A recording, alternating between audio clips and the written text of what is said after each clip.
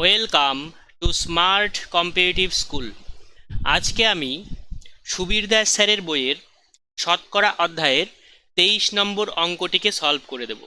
দেখো প্রশ্নটি দেখো কি বলেছে, কোনো পরীক্ষায় 40% ইংরেজিতে 30% গণিতে ফেল করলো, মানে ছাত্রছাত্রী উভয় বিষয়ে 15% ফেল করলো, তাহলে শতকরা কতজন উভয় বিষয়ে পাশ করলো? ভালো করে দেখো টার্মটা দেখো যে কতজন উভয় বিষয়ে পাশ করলো।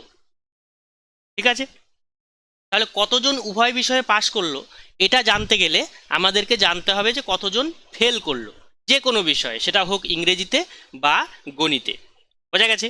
তার মানে বা উভয় বিষয়ে, মানে কেউ যদি ইংরেজিতে ফেল করে সেটাও কাউন্ট হবে, কেউ যদি গণিতে ফেল করে সেটাও কাউন্ট হবে, আবার দুই বিষয়েই ফেল করেছে এমন লোককেও কিন্তু বাদ দিতে হবে।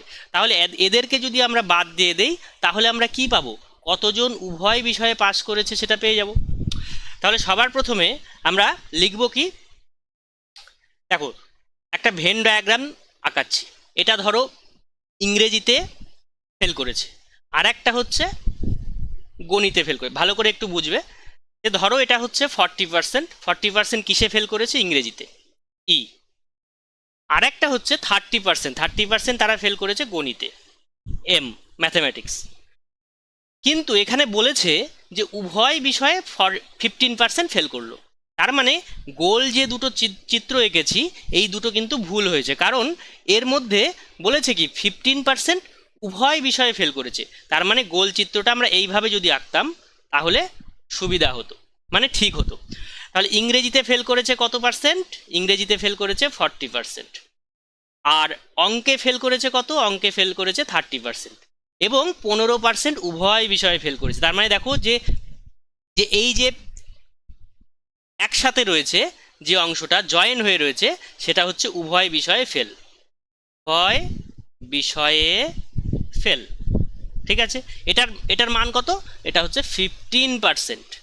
বোঝা গেল? তাহলে এখান থেকে পরিষ্কার বোঝা যাচ্ছে কি আমরা এবার কি লিখতে পারি, যে হয় গণিতে বা ইংরেজিতে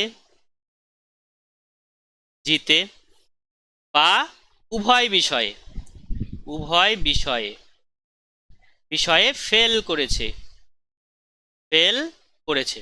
উভয় বিষয়ে ফেল করেছে কত? মানে হয় গণিতে না হয় ইংরেজিতে, বা উভয় বিষয়ে কত ফেল করেছে? গণিতে ফেল করেছে 40 জন, ঠিক আছে, ইংরেজিতে ফেল করেছে 30 জন। সেখান থেকে মাইনাস কি হবে? দেখো উভয় বিষয়ে ফেল করেছে কত? 15 জন। সেই 15কে আমরা বিয়োগ করে দেব। কেন 15 বিয়োগ করলাম? তার কারণ দুটোই, এই যে 15 সংখ্যাটা এটা কিন্তু ওভারল্যাপ হয়েছে, মানে দুবার কাউন্ট হয়েছে। তাহলে একটা 15 আমাকে কি করতে হবে? বাদ দিয়ে দিতে হবে। তাহলে 40 আর 30 যোগ করে হয়ে গেল 70, 70 থেকে 15 বিয়োগ করলে হয়ে গেল 55। তার মানে এই যে 55% এরা হয় গণিতে ফেল করেছে, না হলে ইংরেজিতে ফেল করেছে, অথবা উভয় বিষয়ে ফেল করেছে। ঠিক আছে, তার মানে আমরা আমাদের যেটা দরকার সেটা কিন্তু পেয়ে গেলাম। এখন কি বলেছে? এখন বলেছে কতজন উভয় বিষয়ে পাস করেছে। তাহলে আমরা জানি কি 100%, মোট হচ্ছে 100%। সেখান থেকে 55% বাদ দিয়ে দিলে কত হচ্ছে? মানে 55 বাদ দিয়ে দাও, তাহলে 45 জন বা 45%।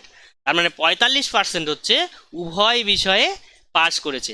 এই অঙ্কটা কিন্তু ভালোভাবে একটু বোঝার চেষ্টা করবে, দরকার পড়লে নিজে খাতায় দেখে, খাতায় করে ডায়াগ্রাম আঁকিয়ে বোঝার চেষ্টা করবে। আর কোথাও বুঝতে সমস্যা হলে অবশ্যই কমেন্ট বক্সে কমেন্ট করে জানাবে। ভিডিওটিকে ভালো লাগলে লাইক, শেয়ার এবং সাবস্ক্রাইব করবে।